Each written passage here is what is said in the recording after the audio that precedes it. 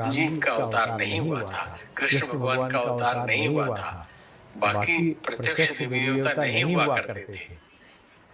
सच्चाई सच्चाई है। है, सूक्ष्म सूक्ष्म शक्तियों शक्तियों को हम को हम देवता देवता कहते हैं। कहते हैं। विवेक की विवेक की शक्ति है, शक्ति है, ज्ञान की ज्ञान की शक्ति है शक्ति तो है, हम तो हम उसको उसको गणपति गणपति कहते कहते हैं। हैं। जब वो जब वो लाइव लाइव फॉर्म में फॉर्म में आता है आता ना, है ना एक्शन एक्शन में, में, वही वही एनर्जी है। एनर्जी है। ऊर्जा तो ऊर्जा तो एक ही है, एक ही है, परमात्मा परमात्मा एक ही एक है। ही है। और और वही जब जब वाणी वाणी के की रूप बात में होती होता है, है, कोई कोई के वचन रूप में में आता आता है है तो तो दुर्गा दुर्गा हो बन जाता जाता है। है। फिर हमने उसको आकार बना दिया। शक्ति तो है। और जाके हृदय भगति जस प्रीति प्रभुतः प्रकट सदा ते ही रीति, जिस भाव से इमेजिन करेंगे वही ऊर्जा उस रूप में आपके सामने दर्शन देगी और आपको आशीर्वाद देगी। तो आप न मिला हो मंत्र, न समझ में आ रहा हो, तो गुरु मंत्र अपने आप में उसको गायत्री मंत्र कहा जाता है। गुरुदेव गायत्री मंत्र पे तो आपने इतना शोध किया है, तो इसके बारे में भी बताइए क्योंकि कई बार लोग कहते हैं कि ये बहुत ही हाई फ्रीक्वेंसी का मंत्र है, हर किसी को नहीं पढ़ना चाहिए। तो क्या हर कोई इसका पहला जाप प्रश्न तो यह है कि हर किसी कौन है? क्या कुत्ता है, बिल्ली है? हर आदमी हाई फ्रीक्वेंसी में पैदा हुआ है। Each soul is potentially divine.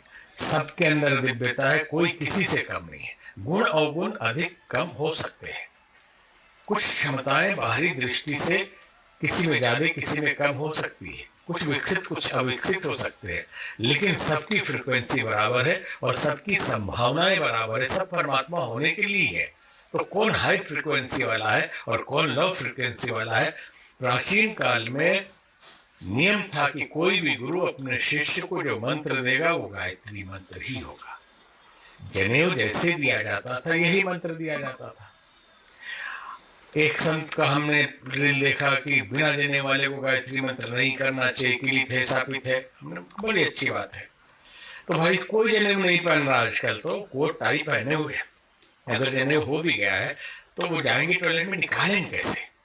पूरा टाई खोलना पड़ेगा, फिर से पहनना पड़ेगा, बड़ा मुश्किल काम है। तो फिर वो खोल के खोखी में टांग देते हैं। तो ऐसा जनेऊ पहनाना चाहते हैं आप? उससे अच्छा तो न पहनो जनेऊ आप, लेकिन जब करो। जनेऊ जो है ये गायत्री की मूर्ति है। पहला अगर मूर्ति रूप में कोई देवता है तो गायत्री तो निराकार है, परमात्मा को गायत्री कहते हैं। इसलिए भगवान कृष्ण का गायत्री छंदसावहम। और ये भी कहा गया, नास्ति गंगा समम तीर्थम न देवो के स्वाद परा गायत्रीस्तु परम व्याप्यम न भूतो न भविष्यति।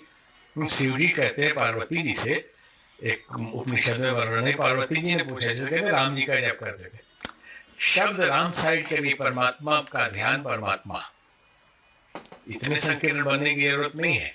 तो वहां कहती है पार्वती जी कि आप तो महादेव हैं, आप किसका ध्यान करते हैं? बोले गायत्रीस्तु परम व्याप्यम, गायत्री वेद माता अस्ति साध्य शक्ति